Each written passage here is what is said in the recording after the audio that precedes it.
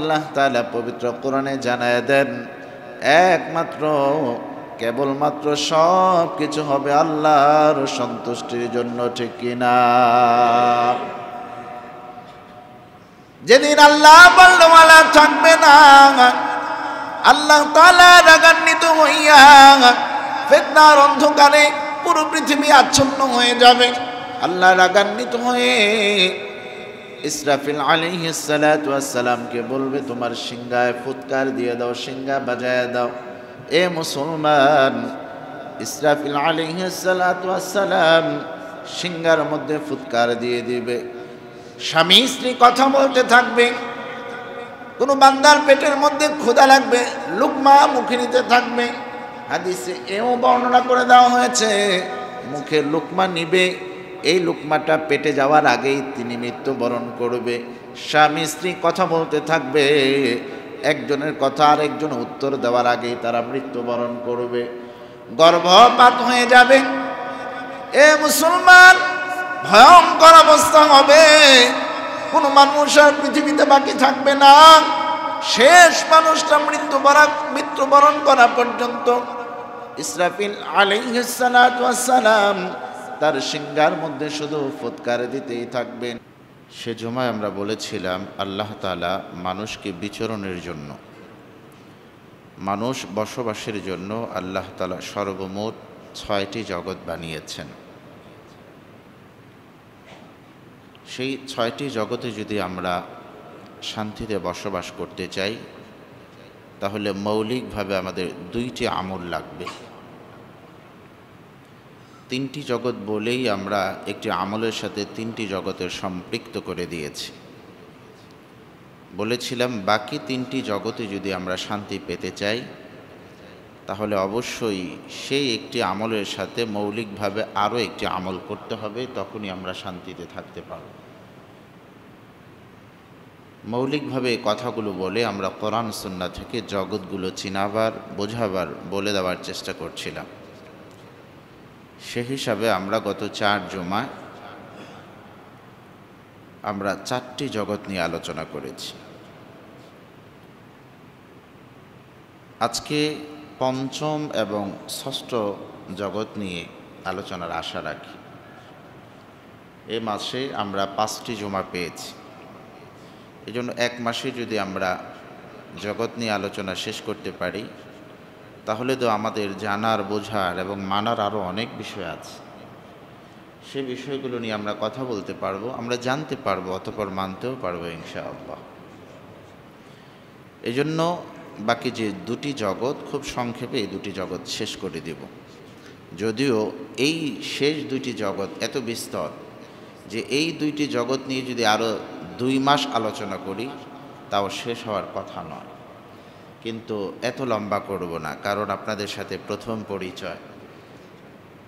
ঔষধ, আমল একদিকেই বাতলে দিলে চলবে না, কয়েকদিকে দিতে হবে, ঠিক না বলে? পুরো সপ্তাহ আপনাদেরই অপেক্ষা করি।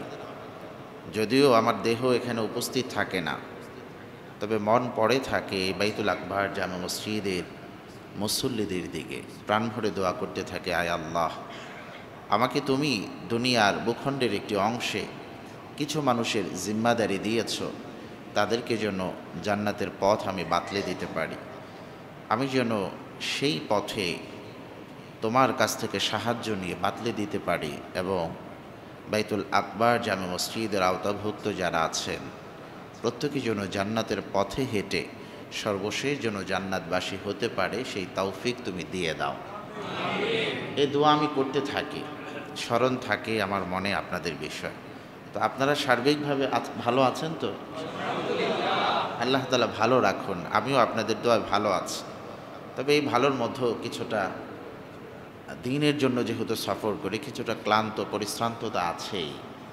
তো টানা সফর চলছে। গতকালকে সেই বরিশাল প্রোগ্রাম করে এসে নারায়ণগঞ্জে একটা প্রোগ্রাম ধরেছি।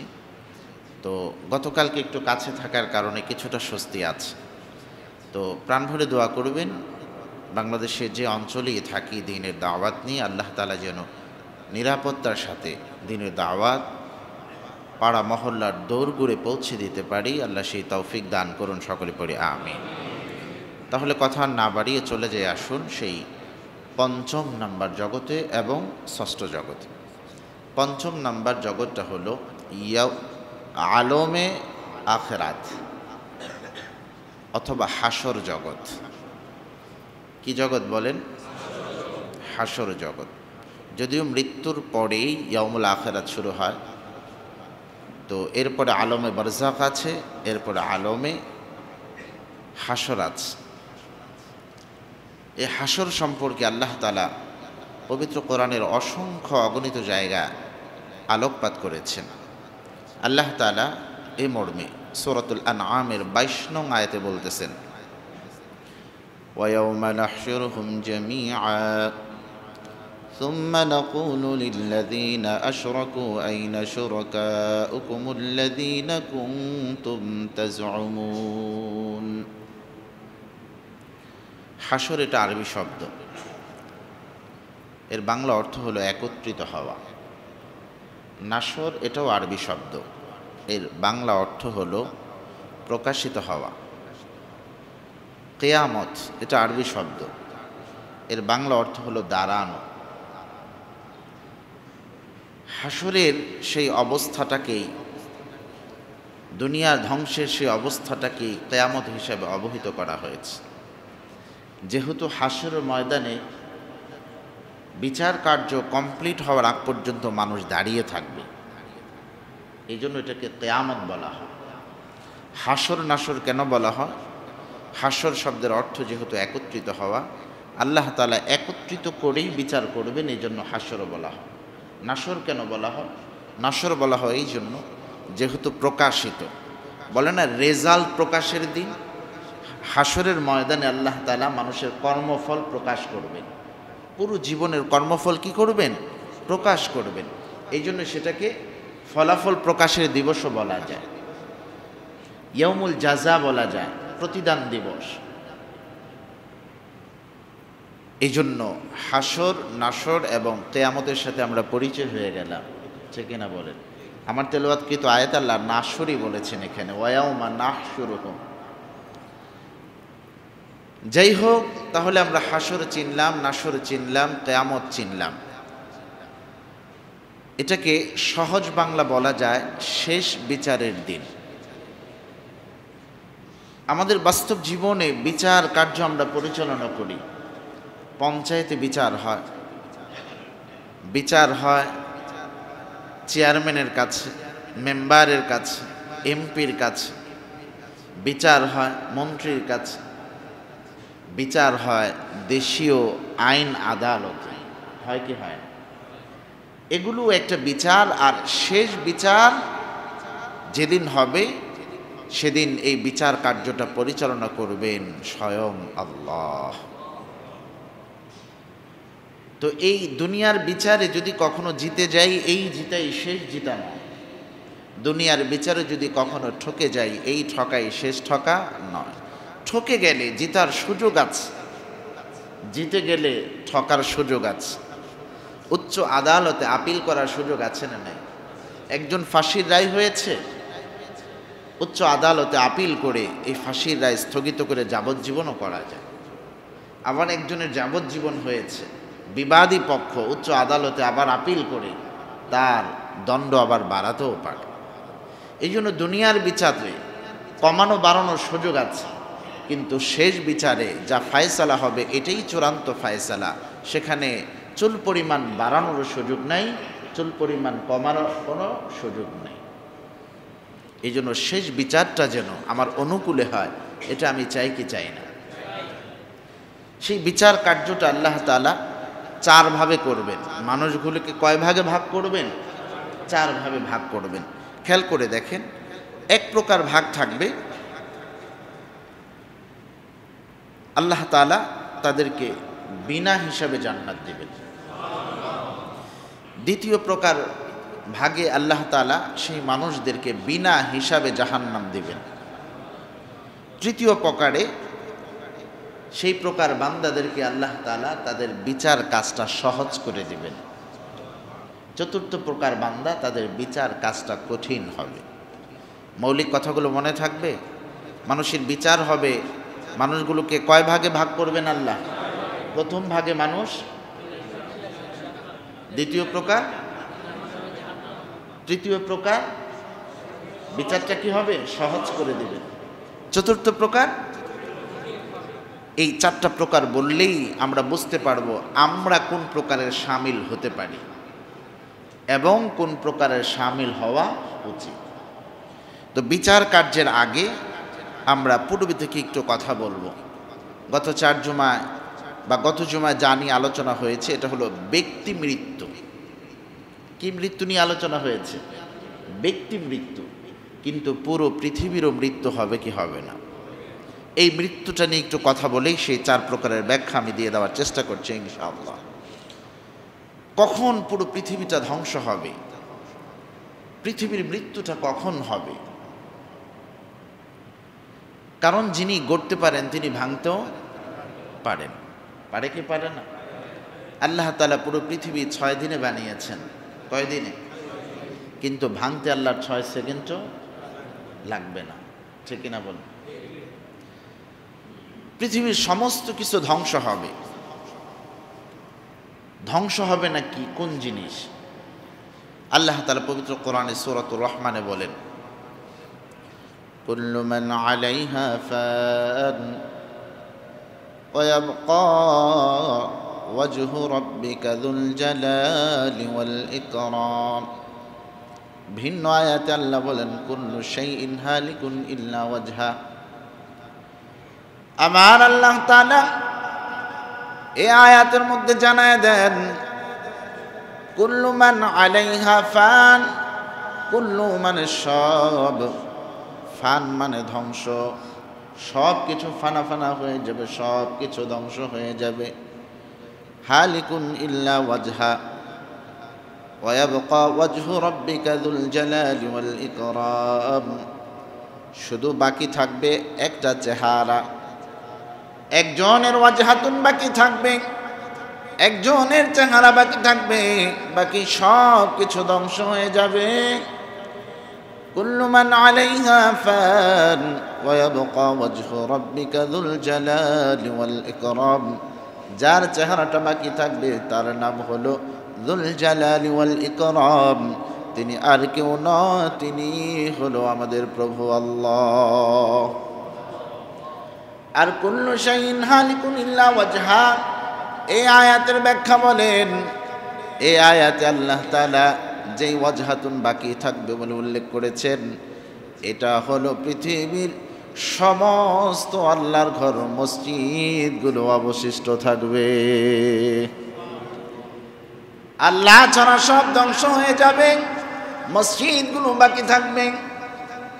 আমার আল্লাহ তাআলা কখন কিভাবে কিয়ামত দিবেন, কবে পৃথিবীটার মৃত্যু হবে, কিতাবের মধ্যে পাওয়া যায় আল্লাহ তাআলা একদিন রাগান্বিত হয়ে মিকাইল ইসরাফিল আলাইহিস সালাতু ওয়াস সালামকে সিংহা ফুৎকার দেওয়ার জন্য বলবেন। যেদিন রাগান্বিত হয়ে বলবেন সেদিনই পৃথিবীটার মৃত্যু হবে। কোন দিন আমার আল্লাহ রাগান্বিত হয়ে এই নির্দেশ দিবেন? ফিতনার অন্ধকারে যখন পুরো পৃথিবীটা আচ্ছন্ন হয়ে যাবে, যেদিন একজনও আল্লাহ বলনেওয়ালা থাকবে না, সেদিন আল্লাহ তাআলা রাগান্বিত হয়ে যাবেন। যেদিন রাগান্বিত হবেন ওদিনে কিন্তু মসজিদ থাকবে, মাদ্রাসা থাকবে, মুসল্লি থাকবে, ইমাম মুয়াজ্জিন থাকবে। আল্লাহ বলনেওয়ালা দৃশ্য তো দেখা যাবে, আল্লাহ বলনেওয়ালা আছে, তারপরও কেন ধ্বংস হবে পৃথিবী?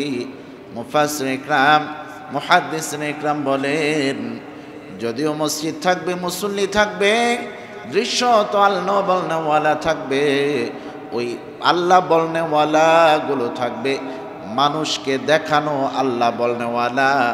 অন্তরে তাদের জন্য, তাদের অন্তরে আল্লাহর জন্য পূর্ণ বিশ্বাস থাকবে না। এজন্য মুসলমান সমস্ত কিছু হবে একজনের রাজি খুশির জন্য, তিনি কে? মানুষকে দেখানোর জন্য মানুষ আল্লাহ আল্লাহ বলবে, আল্লাহ রাজি খুশির জন্য নয়।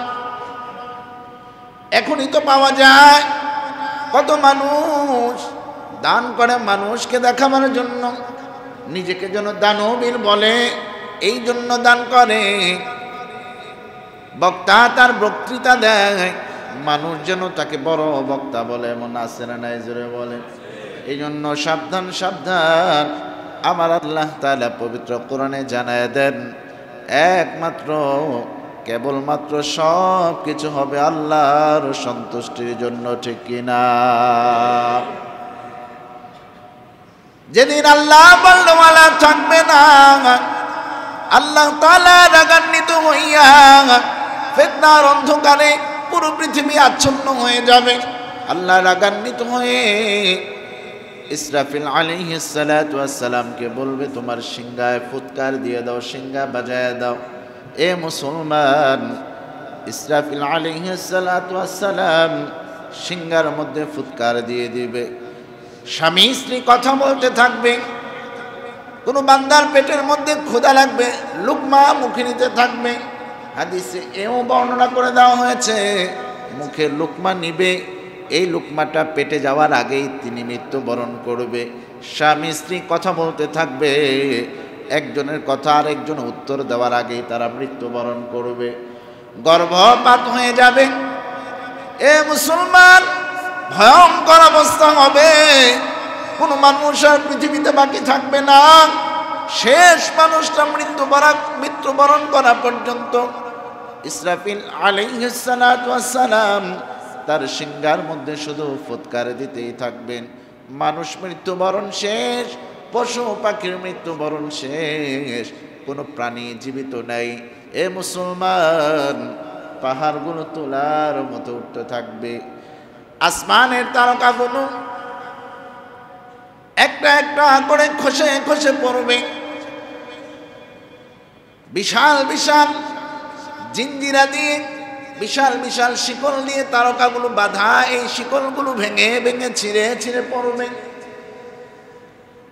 পুরো পৃথিবীটা হয়ে যাবে সাগর আর সাগর, পানি আর পানি। পৃথিবীর মধ্যে আর কোনো মানুষ বাকি নাই, কোনো কিছু আর অবশিষ্ট নাই। এই যখন অবস্থা, আমার আল্লাহ তাআলা মালাকুল মউত আজরাইলকে ডেকে বলবেন, ও আজরাইল, আর কি কেউ বেঁচে আছে কিনা?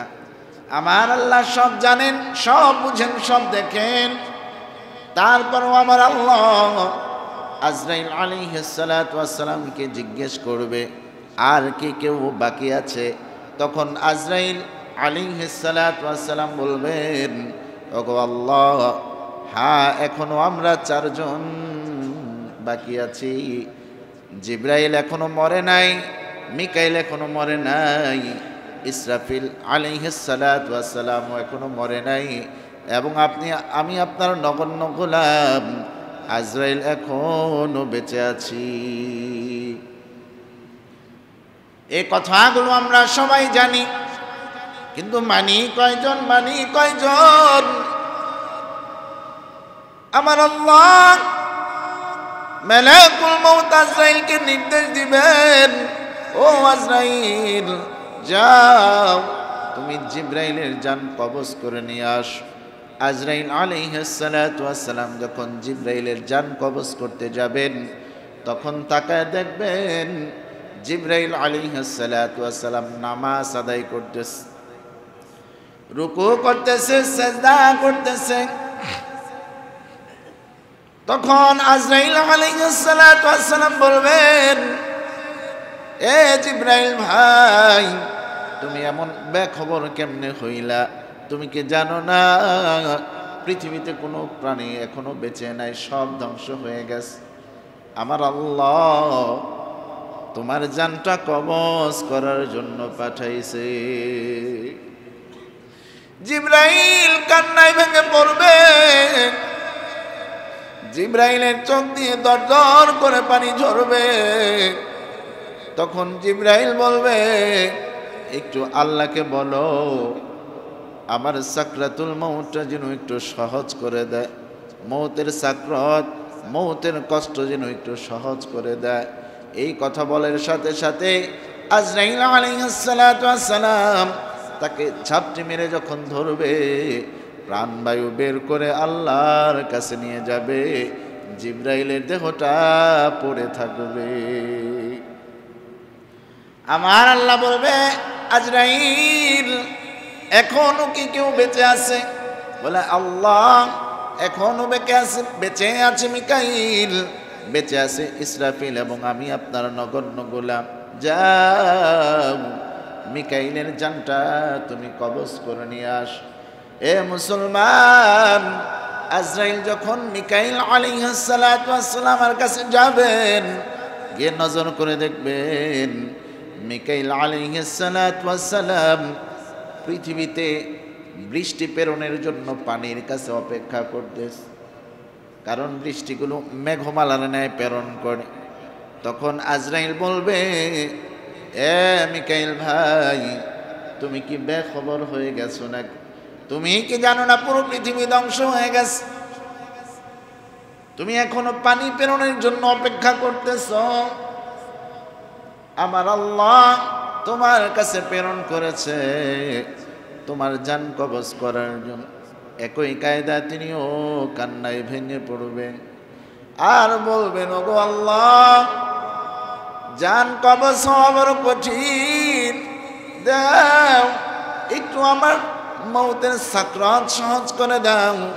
এই বলার সাথে সাথে আজরাইল তাকে বুকের মধ্যে নিয়ে ভাবে চাপ মারবে আর প্রাণবায়ু বের হয়ে যাবে। লম্বা কথা, আজরাইল তখন আল্লাহর কাছে গিয়ে দাঁড়াবে। আল্লাহ বলবে, আজরাইল এখনো কেউ বেঁচে আছে নাকি? বলবে, হ্যাঁ আল্লাহ, এখনো আমরা দুইজন বেঁচে আছি। একজন হলো ইসরাফিল, আরেকজন হলো আমি মালাকুল মউত আজরাইল। তখন আমার আল্লাহ বলবেন, যাও ইসরাফিলের জানটাও তুমি কবজ করে নিয়ে আস। এ মুসলমান, ইসরাফিল আলাইহিস সালাতু ওয়াস সালামের কাছে যাবে জান কবজ করার জন্য। ইসরাফিল আলাইহিস সালাতু ওয়াস সালামকে বলবে, আল্লাহ তোমার জান কবজ করার জন্য পাঠাইস। ইসরাফিল আলাইহিস সালাতু ওয়াস সালাম কান্নায় ভেঙে পড়ে মৃত্যুর যন্ত্রণা যেন সহজ হয় এই আবেদন করবে। কারণ সবারই একটা আবেদন হলো মৃত্যু কষ্টটা যেন কম হয়, ঠিক কিনা যেন বলে। এই আবেদন করার পর আজরাইলটাকে বুকের মধ্যে ধরে যখন ঝাপটি মারবে, তার প্রাণবায়ু বিহীন হয়ে যাবে। তিনি দাঁড়ানো থেকে লুটে পড়বে ফ্লোরের মধ্যে। তাফসীরের কিতাবের মধ্যে মুফাসসির ইকরাম বলেছেন, হাদিসের কিতাবের মধ্যে মুহাদ্দিস ইকরাম বলেছেন, এই যে ইসরাফিল তার দাঁড়ানো থেকে লুটিয়ে পড়বে, তখনও যদি পৃথিবীর কোনো মানুষ মৃত্যুবরণ না করত, তার দাঁড়ানো থেকে পড়ে নিচে যে একটা বিকট শব্দ হয়েছে, এই শব্দটাতেই সব মানুষের মৃত্যুবরণ হইত। কেমন বিকট আওয়াজ, কেমন বিকট আওয়াজ! কিছু কিছু বিষয় আছে বোঝানো যায় না, বুঝে নিতে হয়। আহা, কি একটা অবস্থা! তখন মালাকুল মউত আল্লাহর সামনে যাবেন, আল্লাহকে বলবেন, আল্লাহ সবাই মৃত্যুবরণ করে ফেলেছে। আল্লাহ তাআলা আজরাইলের মৃত্যুর কথাটা ভুলাইয়া রাখছেন, এলে জানগুলো কবজ করতে পারবে না। তখন আল্লাহ তাআলা বলেন, আমার ওই সিফত এবং জাতের কসম করে বলছি, তুমি এতদিন যাদের মৃত্যুর স্বাদ গ্রহণ করাইছ, এই স্বাদ এখনই তোমাকে বরণ করতে হবে। তুমি এতদিন সবাইকে মৃত্যুর স্বাদ আস্বাদন করিয়েছ, এই জিম্মাদারি, এই দায়িত্ব তুমি পালন করেছ। আজকে সেই মৃত্যুর স্বাদ তোমাকেও বরণ করতে হবে। আজরাইল ভয় পেয়ে যাবে, কিন্তু আল্লাহর হুকুমের চুল পরিমাণ এদিক সেদিক করার কোনো উপায় নাই। তখন আল্লাহ বলবে, যাও তুমি জান্নাত জাহান্নামের মাঝে যাও। তখন আজরাইল জান্নাত জাহান্নামের মাঝে যাবে। যখন তার প্রাণবায়ু বের হবে, এমন জোরে একটা চিৎকার দিবে আজরাইল, আর বলতে থাকবে, মৃত্যু যন্ত্রণা এত কষ্ট, মৃত্যু এত কষ্ট, যদি আমি আগে জানতাম তাহলে মানুষকে আমি মৃত্যুর বরণ করার দায়িত্বটা পালন করতাম না। এত কষ্ট হইতেছে আজরাইলের, এমন বিকট জোরে চিৎকার মারবে। তাফসীরের কিতাবের মধ্যে পাওয়া যায়, লেখা হয়েছে তখনও যদি কোনো মানুষের মৃত্যুবরণ না হইতো, আজরাইলের এই চিৎকারেই পৃথিবীর সমস্ত মানুষের মৃত্যুবরণ হইত।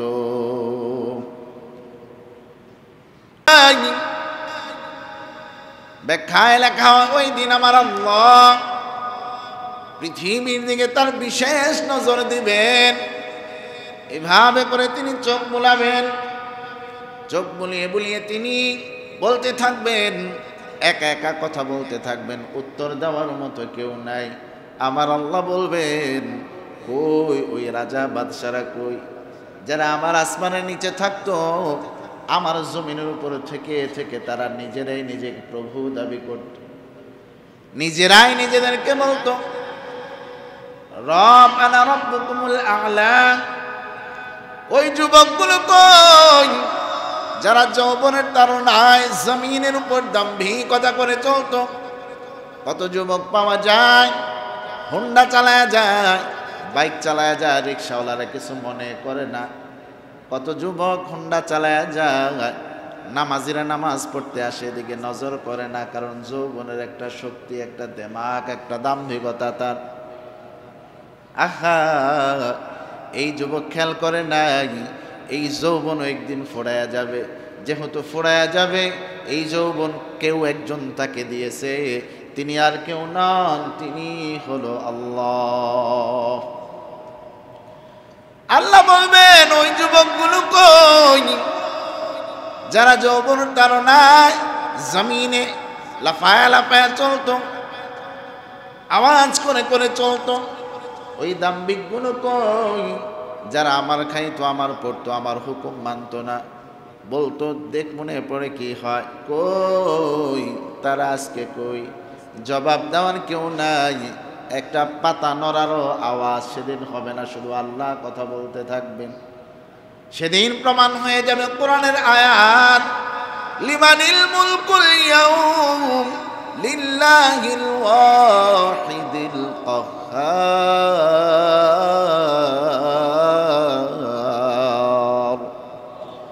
সেদিন বাদশাহী তো থাকবে একমাত্র আল্লাহ, আল্লাহ ছাড়া ওদিন কথা বলার কেউ নাই। ঘটনা লম্বা, চলে যাই আমরা হাসরের বিচারের দিকে। পুরো পৃথিবী এখন পানি আর পানি, শুধু বেঁচে আছেন কে? জোরে বলেন কে?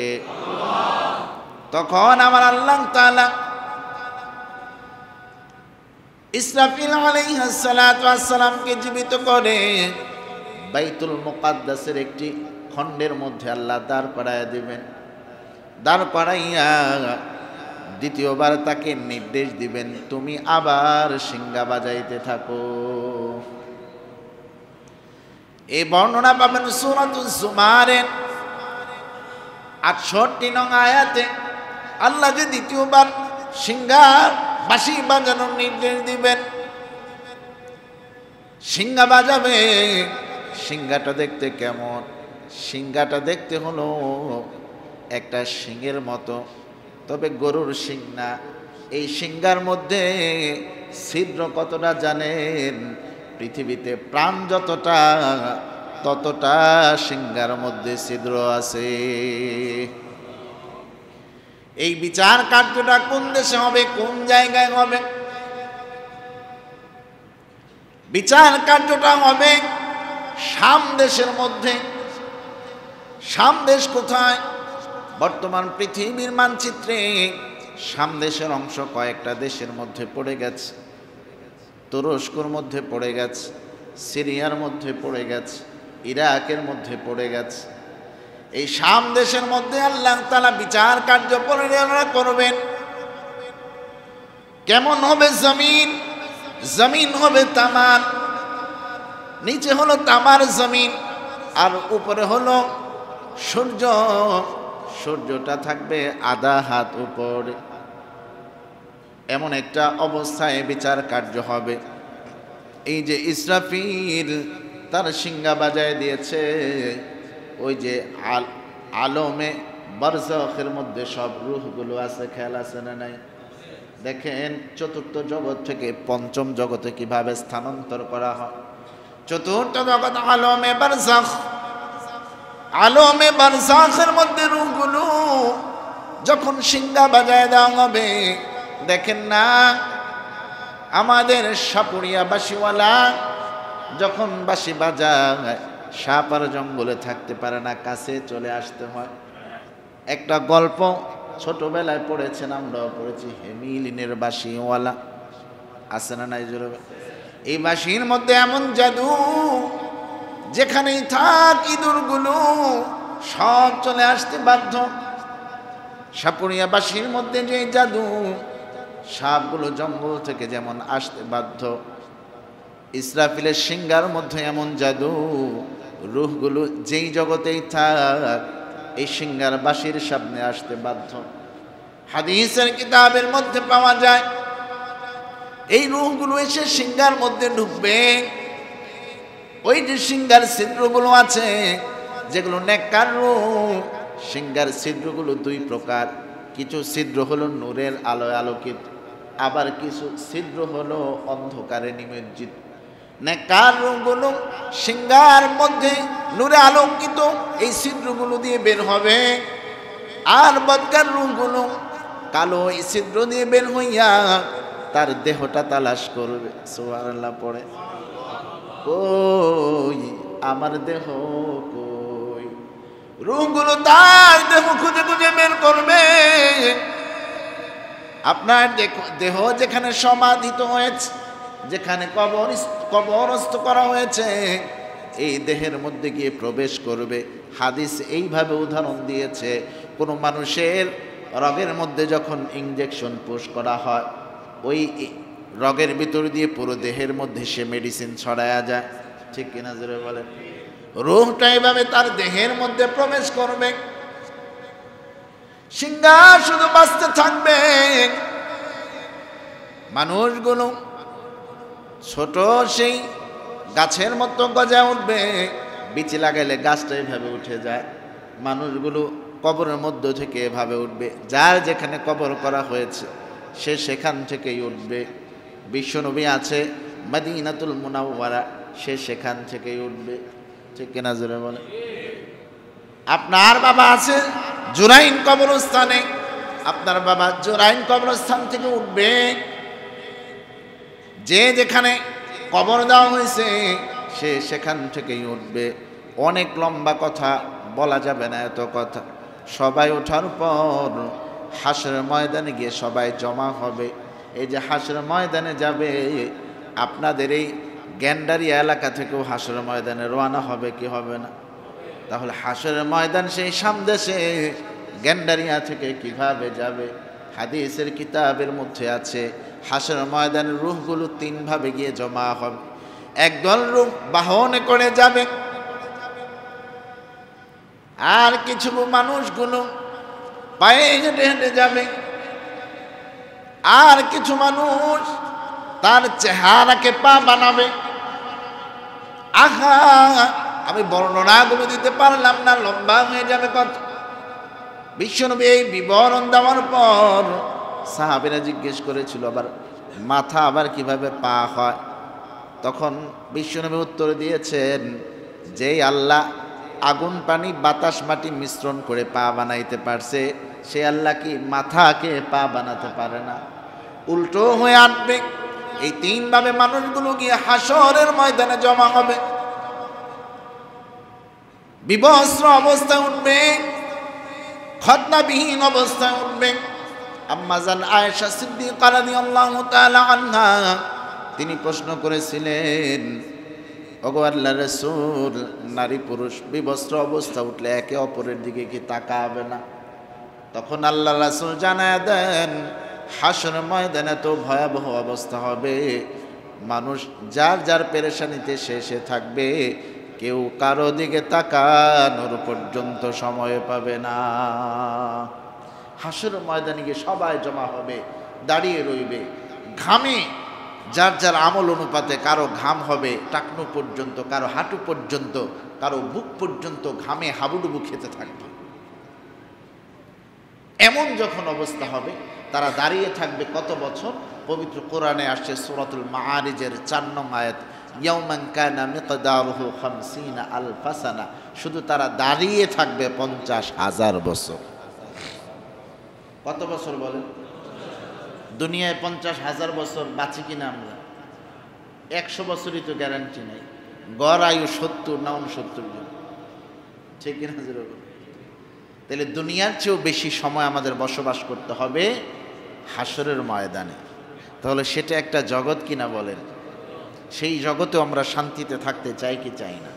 এমন যখন কঠিন অবস্থা হবে তখন তারা কি করবে? তারা বাঁচতে চাবে। কি করতে চাবে? বাঁচতে চাবে। তারা বলবে যে আমাদের জান্নাত হোক আর জাহান্নাম হোক, আগে বিচার কাজটা শেষ হোক। শেষ পর্যন্ত তারা এও বলে ফেলবে, জান্নাত জাহান্নাম যাই হোক, হোক একটা বিচার কাজ আগে হয়ে যাক। তখন তারা বলবে বিচার কাজ এখনো শুরু হচ্ছে না। একদল কানে মুখে বলবে চলো আমরা আদি পিতার কাছে যাই। তখন আদম নবীর কাছে গিয়ে বলবে, আদম নবী বল সুপারিশ করার যোগ্যতা আমার নাই, যাও তোমরা ইব্রাহিম নবীর কাছে যাও। জাতির পিতা ইব্রাহিম নবীর কাছে যাওয়া হবে। তিনিও বলবেন আল্লাহর কাছে সুপারিশ করার ক্ষমতা আমার কাছে নাই, যোগ্যতা আমার নাই। ইব্রাহিম নবী বলবে তোমরা মূসা নবীর কাছে যাও, কারণ মূসা নবীর উপাধি হলো কালিমুল্লাহ, সে আল্লাহর সাথে কথা বলতে পারে। দুনিয়াতে যেহেতু আল্লাহর সাথে কথা বলছে, এখনো আল্লাহর সাথে কথা বলে সুপারিশ করতে থাকবে। এ মুসলমান ভাই, তখন মূসা নবীর কাছে যাবে। মূসা নবী বলবে যদিও আমার কালিমুল্লাহ এই উপাধি আছে, এই উপাধি দুনিয়ার জন্য আখিরাতের জন্য না। যাও আমি একটা পরামর্শ দেই, তোমরা যাও ঈসা রূহুল্লাহর কাছে। ঈসা নবীর কাছে যাওয়ার পর সে অপারগতা প্রকাশ করবে। তবে ঈসা নবী একটি প্রেসক্রিপশন দিবে, প্রেসক্রিপশন বড় কাজে লেগে যাবে।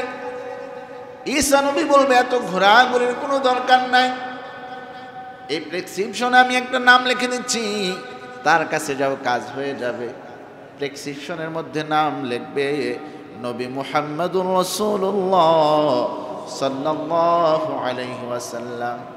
নবী মুহাম্মদের নাম লেখার পর এই নামের নবী খুঁজে বের করবে, তাকা দেখবে এ মুসলমান, নবী মাকামে মাহমুদের মধ্যে ইয়া উম্মতি করতেছে। সব নবী করবে ইয়া নাফসি ইয়া নাফসি, আমাদের নবী করবে ইয়া উম্মতি। তখন নবীকে গিয়ে বলার পর নবী বলবে চলো চলো চলো আল্লাহর কাছে গিয়ে সুপারিশ করি। ঘটনা অনেক লম্বা, কথাগুলো অনেক লম্বা। আল্লাহর সামনে গিয়ে নবী বলবে ওগো আল্লাহ, জান্নাত জাহান্নাম কি হওয়ার হবে ঠিক আছে, আমার সুপারিশ আপনি একটু কবুল করেন, আপনি বিচার কাজটা শুরু করে দেন।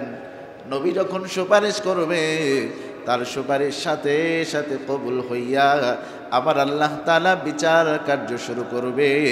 ওই বিচার কার্য শুরু করতে আমার আল্লাহ যে সিংহাসনটার মধ্যে বসবেন, ওই সিংহাসনের পিছনের মধ্যে লেখা আছে কাহার।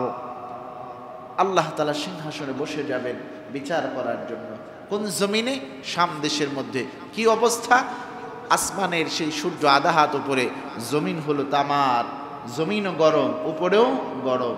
মানুষগুলো আমল অনুপাতে টাকনো পর্যন্ত কেউ ঘামে আছে, কেউ আছে কি পর্যন্ত? হাঁটু পর্যন্ত, কেউ আছে বুক পর্যন্ত হাবুডুবু খাইতেছে। ওই মুহূর্তে আল্লাহ তাআলা বিচার কার্য শুরু করবে। কিভাবে শুরু করবে? আল্লাহ পাক রব্বুল আলামিন 4 ভাবে বিচার কাজ শুরু করবেন।